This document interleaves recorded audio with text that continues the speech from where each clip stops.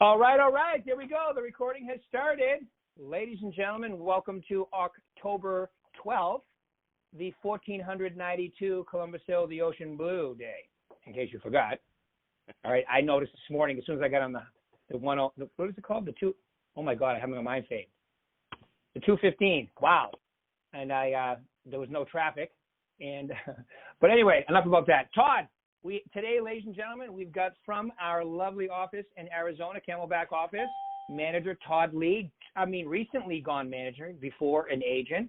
Say hi to everybody. Everybody say hi to Todd. Hey, Todd. Hi, Todd. Good morning. Good morning, everybody. Good morning. I wanted him to hear you all before I do this. Hold on one second. Okay, so I've mutified you. So, Todd, you have to hit *6 on your phone. Once you do that, let me know, please. Okay, am I there? There he is. Sound All really right. good, too. Good morning. So, ladies and gentlemen, Todd Lee from Camelback office in Arizona. Todd, I know you, and a lot of people in Arizona know you, but Nevada, California. So, and you've recently turned real estate agent into manager. So tell everybody a little about yourself, how long you've been doing this, and all that good stuff, please. All righty. Well, I got my license in 2003 and started with kind of a sister company to our company before this. I was with Prudential American Associates here in town. And I was with them for several years. I was their Rookie of the Year first year and kind of took off by storm. It was seemed to be a natural job for me, so I really enjoyed it. And I'm using that term job because I'll get back to a little bit about that. Yep.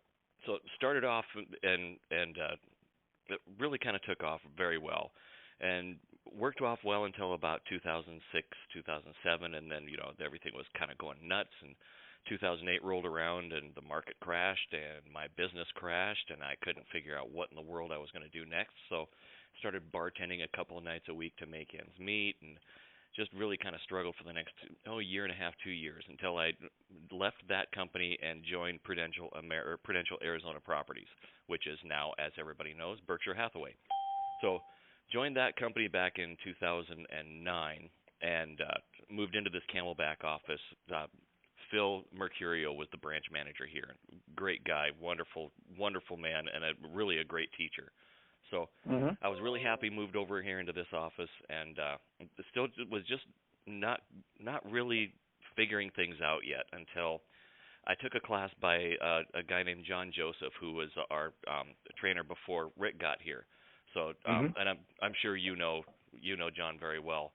I do. Great Yeah. guy, dynamic Super. guy. Really enjoyed his classes, and I took an agent restart course from him, and it was about I think 3 classes into it. I was sitting in one of his classes, and he started talking about business, and it was like the light bulb flashed. And this whole time that I had been an agent, at that point it had been about almost 7 years, I had been treating this like a job. And at that point, when the light bulb flashed and I figured out this was a business and I better treat it like a business or I wasn't going to be in business for very much longer.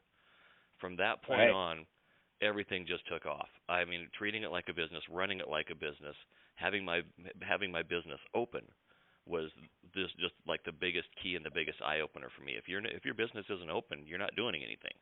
So from that point on, for the next several years, really enjoyed a lot of success in the business. And then last October, our branch manager down here, Dawn Segren, had decided that it was time for her to spend more time with her family, and she wanted to move up to Washington State and be with her daughter and grandkids. So before she left, she had asked me if I would be interested in this position, and I thought, well, I'd be interested. I'd hear what everybody has to say. So met with Charlie, had a great conversation with Charlie McLean, and after the conversation with him, Charlie said, well, I think you'd be a great fit for us, so let's talk to Mark. So had a phone call that afternoon with Mark Stark, and we decided that it would be a good fit for me, so I jumped into it and decided that this was really going to be the direction I wanted to go, and I've never been happier. This is an amazing opportunity. I love the company. I love what it stands for.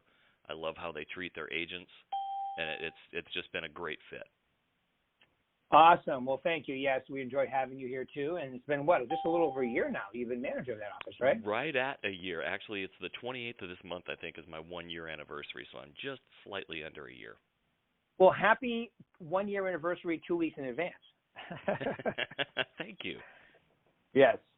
Yes. That whole concept of treating it like a real business is so important because, employees show up at a certain time and they go home, and what happens during the day? I mean, you got to get a certain amount in or you're not going to stay an employee. But to be the employer, you're responsible for the bottom line, the income, what's happening. It's funny because I was explaining that to my son this morning. We were coming back from the gym, and he's got school today. And we go to the gym real early. He goes to school. I go to work. And he's getting very inquisitive about real estate. And I was trying to explain to him that difference. And when you're 16, it doesn't make as much sense, I guess. But I think he understood the concept where it's a whole responsibility thing.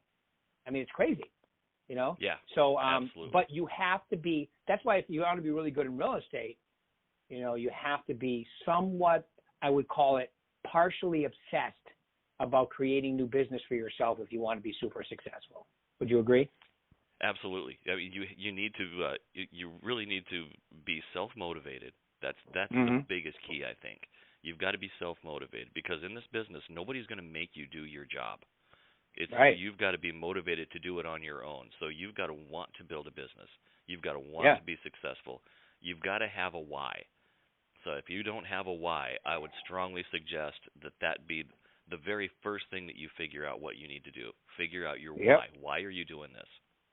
Why? Yeah. Why do you want to make that kind of money? Why do you want to? Yep. So I agree totally, 100%. And for the people that are thinking, well, I'm not super self-motivated. Well, you can become super self-motivated through the art of repetition and creating habits. So that's just an excuse. Yep. Absolutely. It's kind of like when I talk to people about social media, they go, it's not me. Whenever I go, what money's not you? Free is not you? That's such a, as soon as you say, it's like, I love the example of you look at a star athlete, you go, oh, well, yeah, they're so talented. Well, wait a minute. Talent isn't the only thing. When you say someone's talented, it's like this. Okay, so you know what? I'm not that talented, so I could never do that. So don't, that's a cop-out. But people that are really good. What's that? Talent only gets you so far. Well, even with talent like LeBron James, I mean, he's talented. He's 6'9", he's 250 pounds. He's a physical but if he didn't work his butt off in practice, he'd be not good at basketball, right? Yeah, absolutely. So tell us a little about. Okay, so you were saying, I like what you were saying. So you were saying about the business versus employee mentality. Tell me a little bit more about that. What that means to you. Well, if you're as an employee, what you do is you work just hard enough not to be fired. That's really what your whole motivation is. I'm going to work just hard enough that I'm not going to be fired. If you're ambitious, maybe you work hard enough that you're going to get a raise here or there, something along those lines. But you're not fully vested. You're not fully vested in that job, in that company. If it's your business, you are fully vested in that. Everything that you do, all of your efforts, you're fully vested in that. If it's truly your business. Right. I love it. That's such a great compliment. I mean, it's just a great comment. I love it. All right. So good. So you're in an office, and one of the things that you've done, Todd, to compliment you really well is you come out of the gate recruiting really well. So why do you think, because that's just selling. It's selling people on making their office better and moving to us and all that kind of stuff. So why do you think that's been something that's, you've jumped right into and become really good at right away? Well, I think that, probably the biggest part of that is the fact that you can call it drinking the Kool-Aid, whatever you want, but I believe in the company, and I truly believe in what Mark has built and what Mark's ideals are. He's client-centric and he's agent-centric. Whatever is good for the client, whatever the client wants, that's really what we're going to focus on because that's going to help the agent be successful, which in turn, that makes the company successful down the line. So agent-centric, client-centric, making sure that they get what they want. Treating people fairly, and that's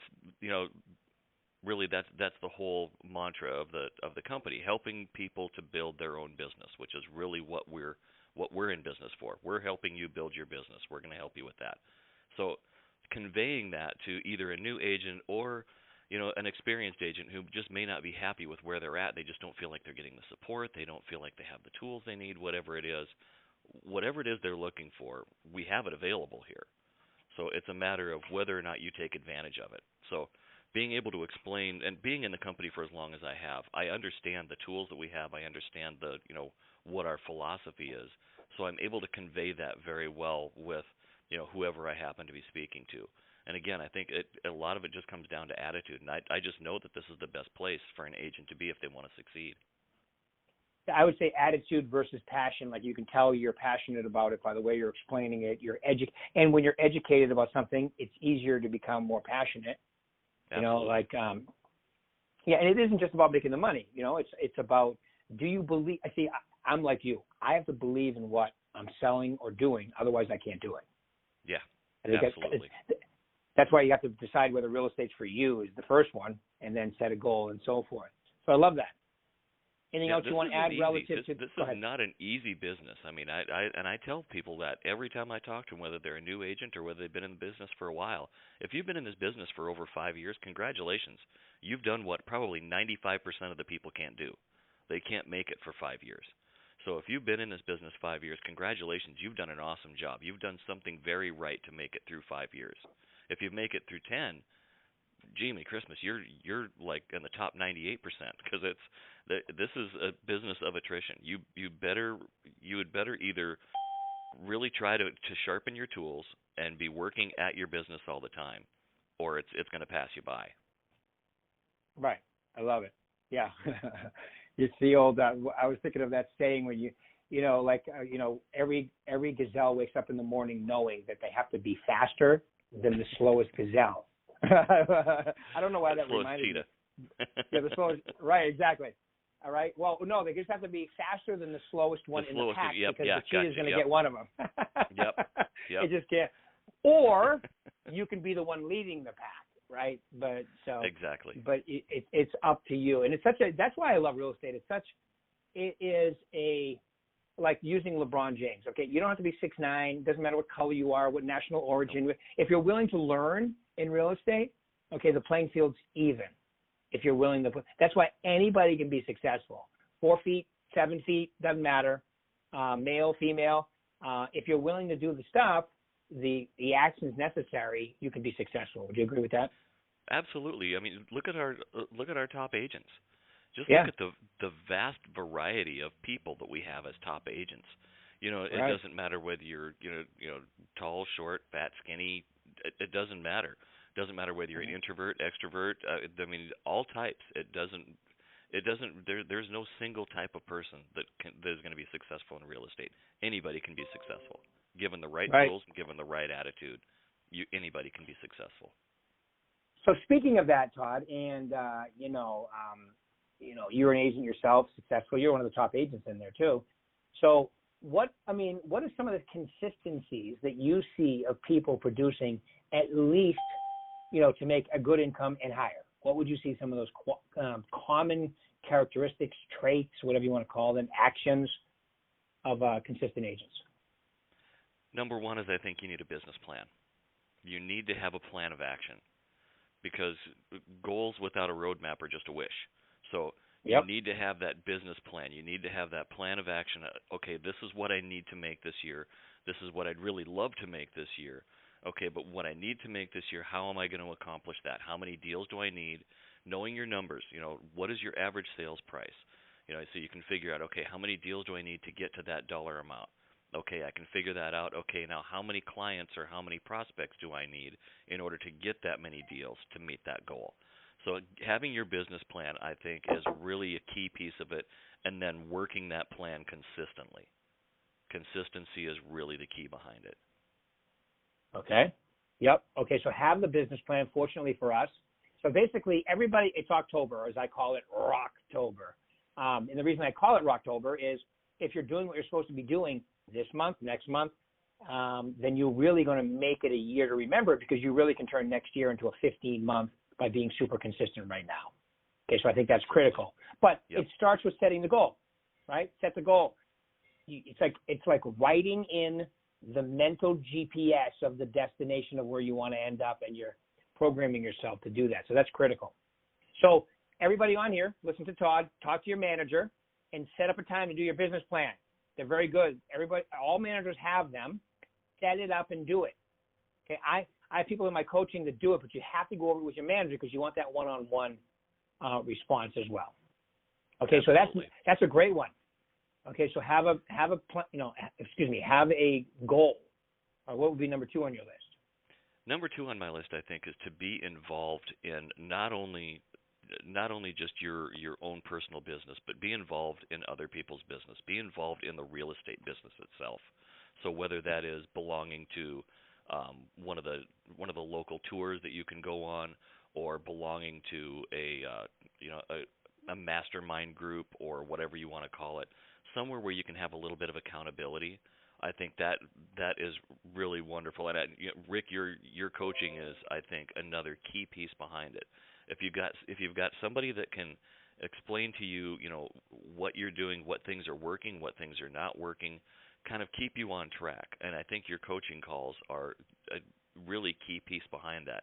Is they keep you on track. They motivate you, they educate you, and they help you to move forward. Yep. Well, thank you. Yeah, and it always, it's not the most, and I think Darren Hardy. If you listen to Darren Hardy, I just finished the book, the Entrepreneurial Roller Coaster, and the things that people do to be successful. I mean, most days are not sexy, glorious. I mean, but the repetition that you have to become comfortable with. How can you make the repetition more interesting, more fun? Because in order to be successful, it requires a healthy dose of repetition. And you just have to get over that. So how do you make it more fun? And coaching, I mean, people go, how do you do those coaching calls all the time? Well, it's like, why would I talk about anything other than what's working?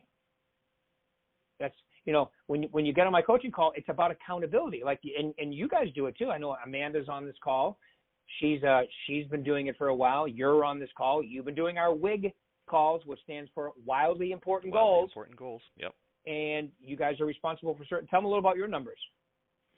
Well, my numbers, I think. Let's see if I can.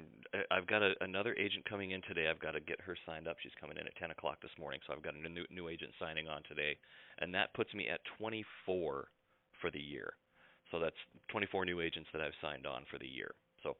Congratulations. And when we're looking at our WIG numbers, I love the WIG numbers that we have, and these are all set by all of the branch managers. Every year we get together and we decide what are our goals for the year. How are we going to set? What are we going to do? And this is our business plan. What are we going to do as far as how many recruits are we going to have? How many people are we going to talk to every day? How many people from our own office, as far as because retention is a big part of our business as well. We want to make sure our agents are happy. And how do we make sure they're happy? We'll talk to them, find out if they're happy, find out what they need.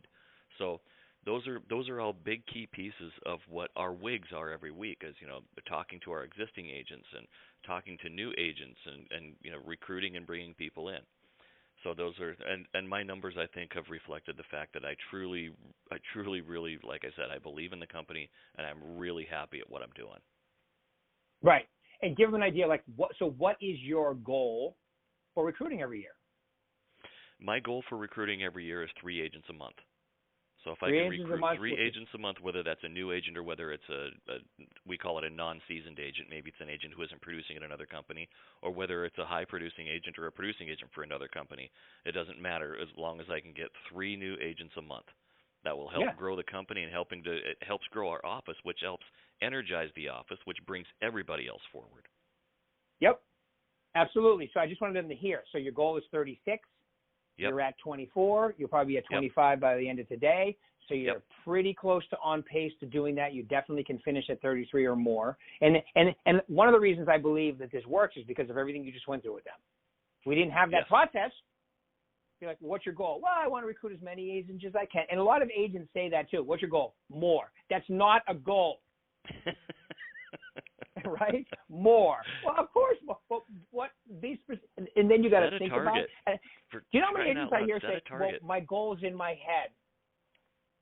I go, "Well, your head is a terrible neighborhood. Do we want to be there? I mean, come on. You got to get it out of your head onto paper." My head's a terrible neighborhood some days too. But let's move on. right? So that's such an Absolutely. important process. Absolutely. I think writing down your goals is another big piece. I mean, it's having written goals and have them somewhere where you can see them. It's Yeah. a constant reminder, and it's such a powerful thing to have that constant reminder of what you're doing and what your goal is and why you're doing it. So I love vision boards. I love having, pictures of things that you really want, pictures of things that you're trying to achieve. And it's, it can be pictures of a vacation, it can be pictures of a car or a house, or, it can be, pictures of, whatever it is that's important to you, whatever it is that you want, having those up somewhere where you can see them and a reminder as to why you're doing the things you're doing. Because it's like I keep saying, this isn't easy. This is not an easy business, and you need reminders as to why you're doing it, and you need to have something that's going to keep you moving every day. Right. You keep you something motivated, keep you juiced, keep you moving every day. Very critical. Okay. What else? Anything else on your list as far as top producers or people on their way to being top producers? There's several more things that I could talk about, but we could be here all day talking about those. But those are my key things, I think, right there. Those are the most important in my mind. Okay, cool. All right, good. So anything else you want to mention relative to the real estate business that you're noticing today? Because I know this, even with this pandemic and things going on, it seems to be getting a lot better, especially Arizona. Arizona's always been probably at the most cutting edge of it, or I should say the most open. But are you noticing any differences? We're fortunate we have leadership that understands and has been very good about helping us to do our job and to do it effectively and also do it safely. So the things that we're doing, we're not carelessly running out and doing crazy things, but understanding that the world needs to continue to move, and to continue to move, then we've got to continue to do our business. So letting us do our business, I think, has been a key piece, and that's a fact. I think it's just that we've got really good leadership that understands that's helped us. All right, speaking of that, I'm going to Arizona on Thursday night to speak at the Scottsdale, Scottsdale board Thursday morning for Shirley. We had this approved in March. No, excuse me, May. And then it got postponed, and now they're actually doing it this Friday. So it'll be the first time I've flown other than for vacation since March, since the national retreat. We all flew back, and if that retreat was 2 weeks later, it probably wouldn't have happened. Crazy, right? No, if it was a week later, it may not have happened. Yeah. Because things were closing down as we were flying back, and that was another. I think just one more really key piece that going to these conventions is such a powerful thing. I mean, you meet so many other agents from around the country that you can network with, but the information that you gather from those conventions are worth every penny that you spend to go and do it. Right. I agree. And it's kind of like the massive exposure, like whether you're listening to audiobooks or, you can listen to stuff on YouTube, you just pick good stuff to listen to. Because I'm going to tell you, I there's some days I wake up and an hour and a half later after my workout and listening to audiobooks, I am in a whole different place than when you wake up in the morning, right? Absolutely. So that constant exposure you're talking about is critical. Yeah, you have to feed your head with good things. All right, since I know you're an expert on this too, we have a few minutes left here. Give them a few, because I know you're very well versed at the new VAC 2.0. So give them a couple tidbits that you think are awesome as far as using that system. I love the neighborhood reports. Yeah, Absolutely love the neighborhood reports, and I'm using them on other agents from other companies. When I'm talking to them, I usually have their address, or what I'll do is I'll pick an address of a listing that maybe they just took or that they just closed. And when I'm talking to them, I'll talk to them about our different tools that we have, and I'll mention this neighborhood report and how very hyper local it helps us to be. So from that, then I say, well, you know what? Hey, I'm just going to send you a quick little email. Take a look at it, and if you do me a favor, just let me know what you think. If you think that it's a good report, or if you think it's valuable, if it's a tool you think would be useful, and that's kind of where I leave it. And when I get off the phone with them, in less than 2 minutes, I can create a neighborhood report. Pop in their address within a half a mile of their house, put it in there, and say, here's the neighborhood report I was just talking about. Kick it off to them and send it out and let them take a look at it. Almost always within 15 minutes of when it hits their desk, they open it up and take a look at it. Mm-hmm. So it's and the feedback that I've gotten from almost every single one of them is, wow, this is amazing. This is really an amazing little report. So I love that little piece. The other piece I love about the neighborhood report is, as an agent, if I'm trying to concentrate on a specific area or neighborhood or whatever it is, whatever niche that I'm looking at, I can take that neighborhood report, and if you open up the neighborhood report and it says click here to open in a new window, you click on that little thing at the top of the report.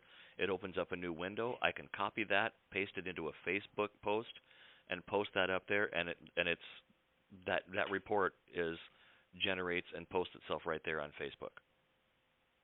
So it's awesome. A quick, easy way to throw something up on Facebook as well. A great little piece to throw out on social media that's got relevant information on it. Yep. No, it's all great stuff, and I think that then we have the newsletters in there, and there's we have so many tools for them as agents as they use, to use. And people go, well, if everybody's using this, first off, we would love if everybody was using it, but remember, you have your own sphere of influence, you have your own farm, that's number one. Number two, everybody's not using it. Just like, well, if you're sending out the expired letter numbers, we're all going to be calling them? No, you're not. Okay. Not everybody does that. When you use this system, it looks like your own customized, unique, awesome plan. And that's part of the whole gig today, too, giving them really good, current, as Mark will say, hyper-local. Yep. Yeah. There's another word this year that was content. introduced. Yeah, hyper-local. And the other one is unprecedented. I mean, how many times have you heard that this year? I mean, I don't even think the word was used prior to this year. Unprecedented times. Yep. Anyway, they really are, too. All right, Todd, Lee, thank you very much. Any final words you want to leave them of wisdom today, my man? Stay in school. Don't do drugs. Have fun. Okay. No, just say no. Remember Nancy Reagan? Just say no. Just say no. Like that was going to work. All right. All right, Todd, thank you very much for your time today. Everybody, we'll be doing this in a week. And I have to say this. Do not forget, ladies and gentlemen, I'm doing a success series all week next week, live in Nevada in the St. Rose bullpen. And then I'll be doing it on, Google Hangouts as well. So all three markets are available to come. Let's have a great turnout. It's the time of the year that you really need a refresher. Some of you need your CE credits, whatever. But attend. Todd, thank you once again. Everybody else, You're we'll welcome. do this again in a week. Woo! Sounds good. Thanks, Go get guys. it, folks. Bye. Thank you.